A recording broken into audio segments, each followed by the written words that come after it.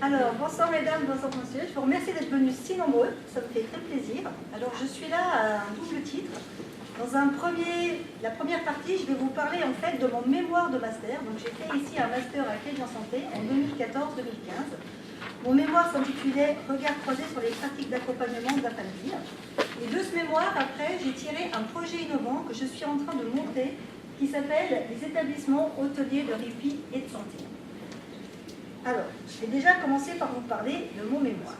Alors, mon mémoire, l'idée, c'était de faire une enquête sur les pratiques d'accompagnement de la fin de vie. Alors, au début, c'était de la fin de vie, et c'est avéré que c'était plus les dernières années de vie que de la fin de vie.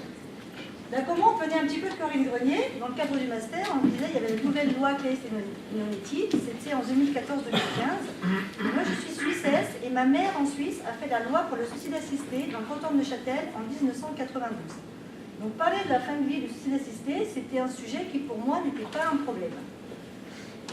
Donc j'ai commencé à faire une étude. D'abord j'ai étudié un cadre théorique.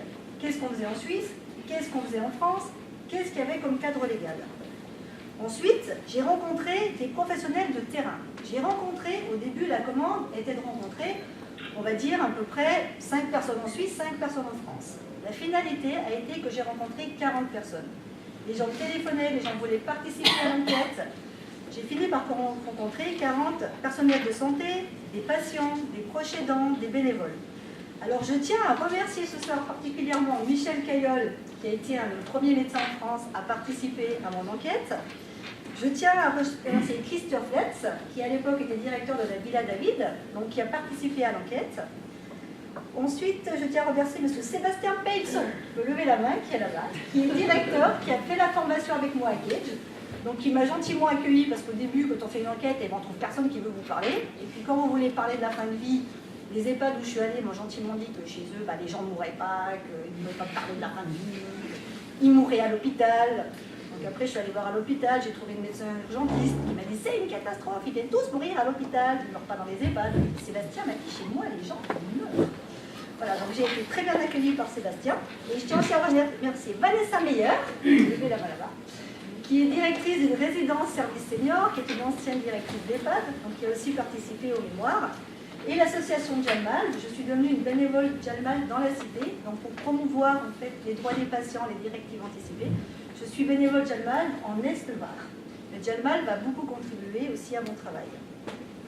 La conclusion de ce travail, entre la Suisse et la France, ça a été en fait que les pratiques, elles étaient assez identiques. Alors, certes en Suisse il y a le suicide assisté, donc quand on peut se suicider, et ben en fait on ne se suicide pas. Voilà. Alors les médecins qui ont participé, en fait les 40 personnes qui ont participé ont chaque fois écrit 2-3 pages dans mon mémoire en disant ce qu'ils pensaient. Et les médecins me disaient, les personnes viennent faire des dossiers, en Suisse c'est Exit, ce sont des bénévoles qui viennent pour aider les gens à se suicider. Les gens font les dossiers, mais ça les rassure de savoir qu'il peut mourir. Et les médecins qui ont participé, alors il y avait mon oncle, vous verrez, il n'y a que des erreurs en Suisse. Si vous lisez le bouquin, il n'y a que des erreurs qui travaillent dans les hôpitaux et partout en Suisse. Il disait, les gens, ils font le dossier, et en fait, ils sont rassurés de savoir qu'ils peuvent, mais ils ne le font pas forcément. Donc ça, c'était la première chose qui était intéressante. Après, c'était que les pratiques en Suisse et en France d'accompagnement étaient un peu les mêmes. Le problème, c'était la diffusion des pratiques professionnelles. Parmi vous, qu'est-ce qui connaît Normifile parmi vous et la validation? Qui est-ce qui a suivi une formation en validation parmi vous? Ah ben là, je suis inquiète là. Personne? La validation Normifile. C'est une technique de communication qui permet de parler à des personnes qui sont très désorientées. Alors bon, c'est marrant parce que j'ai rencontré beaucoup d'établissements quand même en France où on faisait de la validation. En Suisse, ça fait 15 ans que tout le monde est formé à la validation. Tout le monde est formé à la validation, que ça se fait. L'humanitude. L'humanitude, vous connaissez l'humanitude? Non, mais on n'appelle pas ça comme ça. Oui. Non, mais ça s'appelle pas comme ça, peut-être. Normify, la validation? Non. Si, ça s'appelle comme ça parce que c'est une technique. Il y a eu des problèmes de diffusion de cette pratique parce que Normify a mis un copyright sur le projet. Voilà, c'est ce que j'allais dire. Voilà. Ouais, c'est un peu la comme l'étude validation. ou pas, Ouais. on va pas utiliser ce mot-là. Après, j'ai trouvé des établissements en France qui étaient formés à la technique de la validation. Il y a des formations en France. Après, j'ai trouvé. C'était vraiment, j'ai dit, mais il y a un problème d'échange d'informations. Au début, je ne trouvais pas d'établissement en France où il se passait des choses en fin de vie.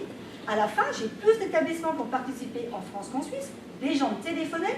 J'ai trouvé des projets géniaux en France. Le problème, c'est que ça ne se diffuse pas. J'ai pensé que ça ne se diffusait pas. Alors, une des raisons de la diffusion en Suisse, vous avez 70% des jeunes qui font des apprentissages. Les apprentissages, en fait, on est tous... Moi, je suis maître d'apprentissage en Suisse. En Suisse, on forme nos apprentis. En fait, nos apprentis nous forment. Moi, j'apprends énormément avec mes apprentis parce qu'ils vont à l'école, ils échangent des pratiques, ils reviennent. Ah oui, alors chez lui, on fait comme ça, chez lui, on fait comme ça. Et en fait, on est toujours dans des échanges d'informations, de formation. On est toujours en train de former les gens et on est toujours formés par nos apprentis. Les apprentis, ils ont 16 ans, mais c'est impressionnant ce qu'ils nous apprennent. Alors, je pense que c'est un petit peu ça le problème. Le deuxième problème, c'était un peu la culture palliative. Alors, ça m'a fait plaisir parce que M. Caillol en a parlé. On a tous parlé un peu de la culture palliative. Quand j'ai fait mon enquête en Suisse, vous avez une stratégie nationale de soins palliatifs. La stratégie nationale 2013-2015, vous avez un premier niveau qui est un niveau de sensibilisation aux soins palliatifs. C'est un niveau en fait où tout le monde doit être courant qu'on meurt à la fin. Dans les écoles, on distribue des directives anticipées aux étudiants en instruction civique. On ramène les directives anticipées à la maison, on en parle avec ses parents, ses grands-parents, on les rédige. En France, quand on parle de la mort, c'est très très compliqué. Aujourd'hui, c'est très très compliqué. Le deuxième niveau, ce sont des soins palliatifs généraux dès l'annonce d'une maladie chronique et incurable. Et le troisième niveau, c'est les soins palliatifs spécialisés. C'est un peu plus, en France, les soins palliatifs, pour moi, j'ai vu que c'était un peu ce qu'on fait quand il n'y a plus rien à faire. Et en fait, c'est pas forcément ça. Donc, quand j'ai fait mon mémoire, j'ai dit qu'il faudrait faire changer la loi, il faudrait faire évoluer les choses. Et j'ai publié, donc j'ai déposé, j'ai eu mon examen ici même dans cette salle en décembre 2015. Et le 3 décembre 2015, il y a eu un nouveau plan national en France qui est sorti pour le développement des soins palliatifs et l'accompagnement de la famille. J'ai découvert ce plan seulement en 2016. En 2015, j'ai dit qu'il faudrait qu'on change la loi en France. Et le premier point de ce plan, c'est la mesure 1, c'est communiquer auprès du grand public, des professionnels, sur les soins palliatifs et la famille. Donc ça ressemblait à mon niveau 1 des soins palliatifs généraux, où on fait des expos sur la mort. Alors comment est-ce qu'on communique? En Suisse, il y a un établissement qui a fait des BD. Je meurs, tu meurs, il meurt. On a diffusé des BD, on a fait des lancements des BD, on a fait des expos, on a parlé de la mort. Un autre moyen de parler de la mort, c'est de rédiger ces directives anticipées. Donc c'est de faire ce que va faire Jalmal ici à Marseille, des promotions, parler aux gens des directives anticipées. Parce que quand on en parle, on a fait avec Vanessa Meyer une conférence au Jardin d'Arcadie. Elle était un peu inquiète, les gens sont venus, c'était compliqué. Mais après, ils sont allés voir Vanessa, ils ont dit « Ah oui, mais c'est quand même bien, on a rédigé, on a pu en parler avec notre famille. » En fait, c'est un moyen de commencer à parler de la mort, les directives anticipées. Dans ce plan palliatif, il y a une mesure 8 dont je vous parlerai après, c'est le soutien aux aidants. Parce qu'actuellement, il y a de plus en plus d'aidants, de personnes dépendantes. Donc ça, je vais vous en parler ensuite. Et après, je me suis retrouvée avec une mesure 12 qui parle de soins palliatifs précoces. Donc là, je suis allée voir le législateur, j'ai cherché qui avait écrit la loi, j'ai dit, mais qu'est-ce que c'est des soins palliatifs précoces? Et on m'a dit, ah oui, alors c'est à l'étranger, ils font un peu des soins palliatifs. Et c'est ce que je disais, c'est les soins palliatifs dès l'annonce d'une maladie chronique ou incurable. Et j'étais là, j'ai mis ça sur d'où ça? Alors on m'a dit, ah mais c'est des étrangers, ils font ça. Alors on a aussi mis ça dans notre plan soins palliatifs, on parlait de ça. Et moi, ça fait depuis 2014-2015 que chaque fois que je croise M. Leonetti, j'avais croisé M. Leonetti avec M. Caillol la première fois, et j'étais allée leur expliquer qu'il fallait faire des soins palliatifs plus tôt. Alors elle a regardé, elle m'avait dit, ah ben non, on ne peut pas faire des soins palliatifs plus tôt. Alors je suis très contente de voir dans la loi des soins palliatifs précoces. Donc l'idée, c'est de dire, en Suisse, on fait des soins palliatifs dès qu'on présente un diagnostic, parce que le curatif marchera mieux. Alors M. Caillol me disait, oui, mais enfin, vous ne pouvez pas dire tout le monde, madame Erard, en soins palliatifs, ça ne va pas, hein, c'était ça. Alors j'étais là, je dis, bah non, mais oui, mais non. Et en fait, on fait des soins palliatifs parce que le curatif derrière marche mieux. Et que le soin palliatif, c'est le patient et son proche. C'est 50-50. Et que quand on annonce une grave maladie à quelqu'un, le proche, on s'en occupe pas. Le pauvre, il est... voilà. Et que là, directement, on s'en occupe. Donc le proche ne tombe pas malade. Donc c'est aussi de la prévention en santé, de la promotion de la santé. Il y a plein d'aspects. Et on fait des soins palliatifs, tout le monde a tout le temps, en fait. Les soins curatifs, eux, vont diminuer avec le temps. Et les soins palliatifs continuent avec la famille, avec le deuil. Donc les équipes continuent après le deuil à voir les gens. Et les soins palliatifs peuvent durer 20 ans. Alors maintenant, pour faire évoluer la culture en France palliative, pour faire rentrer le soin palliatif, c'est ce qu'on disait, c'est faire rentrer le soin palliatif partout, en EHPAD. C'est voilà, pour éviter que dans les EHPAD, ils sont désemparés, ils ne sont pas formés, ils n'ont pas le personnel. Donc ils envoient les gens mourir à l'hôpital, mais ce n'est pas forcément de leur faute.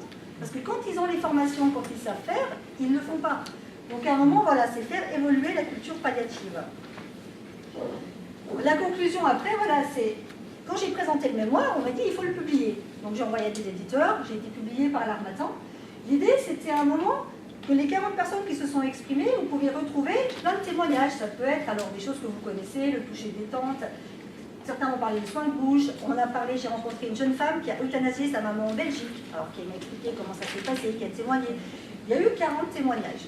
La seule chose que j'ai trouvée différente en Suisse et en France, c'est l'accompagnement de la mourance. Alors on parle, dans les établissements de santé, dans les EHPAD, d'accompagnement de la mourance, à l'inverse de la naissance. On dit à la naissance, on se prépare. Faire des cours d'accouchement sans douleur, on se prépare. Si on ne se prépare pas à mourir, ça se passe pas bien. Donc pour accompagner la mourance, on fait des formations aux aides-soignantes, aux infirmières, pour leur donner des ressources en fait pour arriver à parler de la mort avec les personnes âgées. Arriver le matin quand elles rentrent dans une chambre et que la personne dit « Oh là là, mais je vais mourir aujourd'hui. » Non, non, non, vous allez mourir demain, ne vous inquiétez pas. Arriver à mourir, mais pourquoi vous pensez ça? Pourquoi vous dites ça? Poser des questions et aider les personnes âgées à parler de la mort.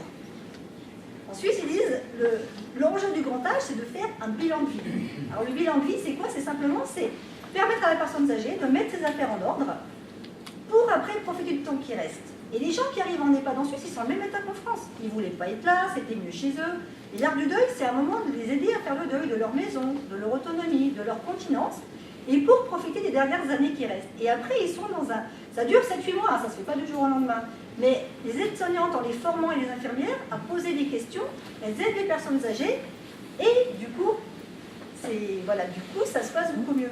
Donc on a mis en place cette formation ici sur Marseille avec Sud Performance, donc Esther Bellepalme qui intervient dans le cadre du master.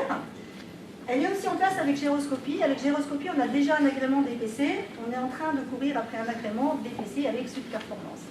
Voilà, donc ça c'est pour la première partie, pour la présentation faite de mon mémoire. C'est bon, voilà. Donc, en fait, en écrivant le mémoire, à un moment, je suis tombée sur un établissement en Suisse, établissement hôtelier de répit et de santé. Je suis tombée dans un établissement, c'était un EHPAD, un peu, de personnes âgées. Et là, la directrice, elle me dit, mais ici, c'est une solution, c'est un peu entre le domicile et l'hôpital. C'est un dispositif de répit, ça existe depuis 40 ans, les gens ne meurent pas. Alors, je dis, ah bon? Je dis, mais ça sert à quoi? Alors, on me dit, c'est pour les proches aidants. Alors, je dis, les proches aidants. Alors, on me dit, oui, vous comprenez, il y a des gens qui sont à domicile et qui vivent avec des proches aidants. Donc, le proche aidant, ça peut être nous qui nous occupons de nos parents demain, nos grands-parents. On peut avoir notre mari qui est malade, on peut avoir un enfant malade, c'est les proches aidants. Les proches aidants en France, c'est quand même 8 millions de personnes. Les proches aidants, c'est 1 Français sur 10. Donc, c'est énorme. Voilà, on me dit, c'est pour les proches aidants. Je dis, d'accord, je dis, mais vous faites quoi? Elle me dit, alors, nous, ils viennent en vacances, c'est un peu un hôtel. Et les adultes qui sont dépendants, qui vivent à domicile avec un proche, eh bien, ils viennent à l'hôtel chez nous. Alors j'ai dit, mais ça sert à quoi? C'est un peu ça que j'ai dit. Alors on m'a dit, il y a plusieurs objectifs. Alors on m'a dit, il y a un objectif pour les aidants. Pour les aidants, à un moment, ils n'en peuvent plus. Ce qui existe maintenant, c'est quoi? C'est l'hébergement temporaire en EHPAD. C'est le soin de suite. Mais ce n'est pas des solutions qui sont satisfaisantes. Le soin de suite, ça coûte cher, donc déjà, on n'y va pas forcément. L'hébergement temporaire en EHPAD, c'est complètement traumatisant, parce qu'ils sont là, puis le voisin leur dit à table, non, mais moi aussi, hein, je suis venu là, mais je suis restée, je suis pas partie. Donc ils sont pas très très bien. Après, Après, c'est une action en prévention de la santé et un programme de détection de la fragilité. Alors je dis d'accord. Alors ils disent, en fait, il me dit, quand l'aidant il vient, il dit, eh ben, on l'envoie vers d'autres organismes, on va détecter sa fragilité, parce que souvent c'est des aidants de personnes âgées. La fragilité, c'est une personne âgée, elle peut être robuste, pré-fragile, fragile, dépendante. Tant qu'elle est pré-fragile et fragile, on peut faire quelque chose pour la rendre robuste. Quand elle est dépendante, c'est fini. Donc on oriente la personne âgée, et on l'oriente vers les plateformes de répit, vers d'autres dispositifs. Alors le but, c'est pas de recréer des choses qui existent. À Marseille, vous avez l'association A3 d'aide aux aidants, je ne sais pas si vous connaissez. On peut orienter les gens vers l'association A3, voilà. C'est un moment, c'est d'orienter ces aidants. Les aidants leur disent, on prend votre personne dépendante chez nous, et vous, allez vous reposer, allez voir, enfin, et on les adresse à d'autres personnes pour s'en occuper, pour préserver leur santé. On fait en fait de la prévention en santé sur les dents. L'autre objectif, alors, c'est pour les personnes âgées, alors, c'est un dispositif pour les personnes âgées et les malades chroniques. Alors, l'idée, c'est qu'elles puissent rester à domicile jusqu'à la fin de leur vie et qu'on arrive à coordonner leur parcours de santé. Les personnes âgées, donc, qui bénéficient d'un accompagnement à domicile, service à la personne, infirmier libéral, HAD, et qui vivent avec un proche aidant. Alors pas forcément qui vivent, ça peut être le voisin en dessus qui va, vous pouvez avoir votre mère en dessus, mais qui ont besoin du proche aidant pour passer leur journée, sinon ça ne se passe pas bien. Sont concernés, donc là c'est écrit avec la directrice suisse, qui est directrice depuis 15 ans, donc qui m'aide à monter le projet en France.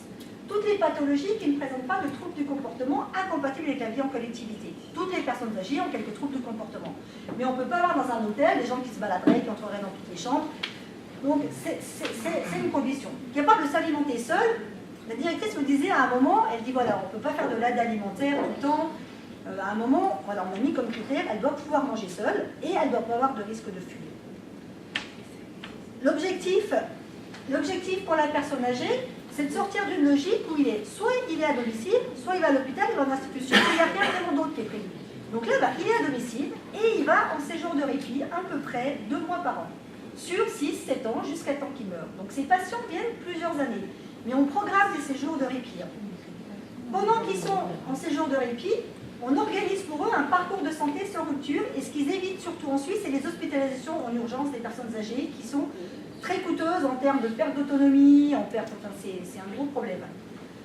C'est aussi un endroit où on fait de la coordination du retour à domicile. Alors en France, ça m'a l'air un peu compliqué. Hein. J'ai vu l'ARS vendredi dans le Var, ça a l'air un peu compliqué. Mais bon, en Suisse, les gens passent en sortie d'hospitalisation quand il n'y a pas de soins de suite, juste le temps de préparer le domicile, l'infirmière libérale commence à intervenir. Et quand ils sont en séjour de répit, il y a un gros programme de prévention secondaire de la dépendance. L'idée, c'est que la personne, elle est déjà dépendante, mais qu'on ne veut pas qu'elle devienne plus dépendante pour pouvoir vivre bien jusqu'à la fin à la maison.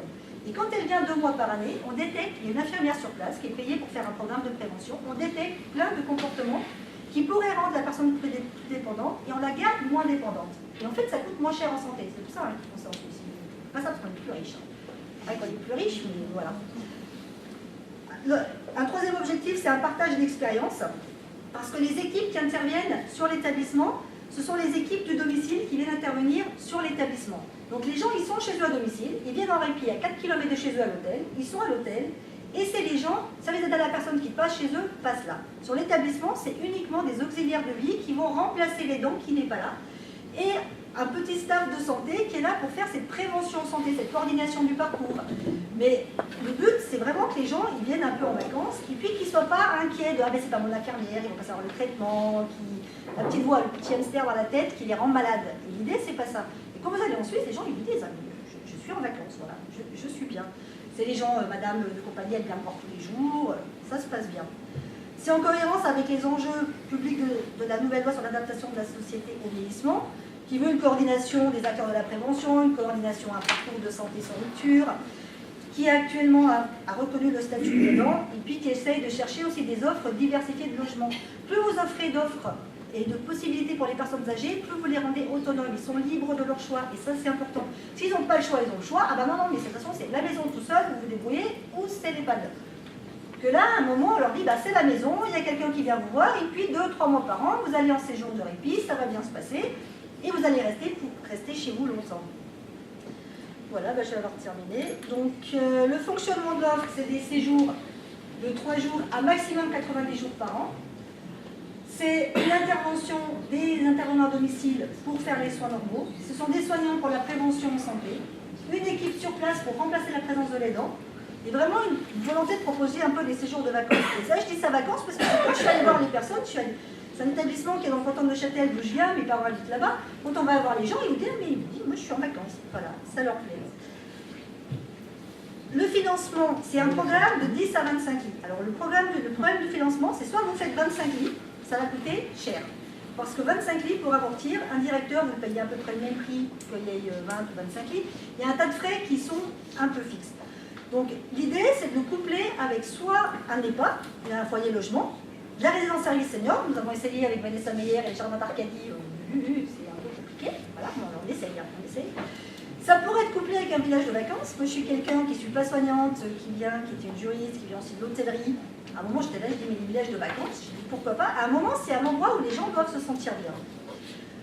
Alors, en ce moment, on recherche des financements. Donc, j'étais vendredi à l'ARS, je vais voir le conseil départemental. On essaie de développer le projet. En fait, on est un petit peu en développement de projet. On cherche, alors, le coût, il est estimé entre 115 et 170 euros. 115 euros, c'est couplé avec autre chose. C'est couplé avec un foyer logement, avec un EHPAD. Vous avez par exemple 40 lits d'EHPAD et vous mettez 20 lits du programme EHRS. Ça revient à 115 euros par jour. Si vous faites un établissement tout seul avec 25 lits, en style un hôtel 2 étoiles, ça va revenir à 155 euros. Si vous faites un truc un petit peu plus chic, avec un peu plus de prestations, vous arrivez à 170 euros. Après, ça remplace du soin de suite. Il y a une maison de répit à Lyon, France Répit, l'ARS leur a donné 300 € par jour. Ils ont 300 € par jour pour le séjour de répit. Donc avec France Répit, quand on a monté le dossier en 2015, on a dit 170 €, c'est pas délirant. Là, je suis en train de voir l'ARS PACA, 115 €, c'est déjà terrible pour eux. Donc, voilà. Voilà. Donc actuellement, on a créé une association. Donc on a créé une association dans le cadre de Cage. Nous avons Catherine Fouque, qui était à la base de l'association, donc qui a fait le master avec moi, qui a écrit le premier projet qui était avec moi. On répond à des appels à projets, on cherche du mécénat.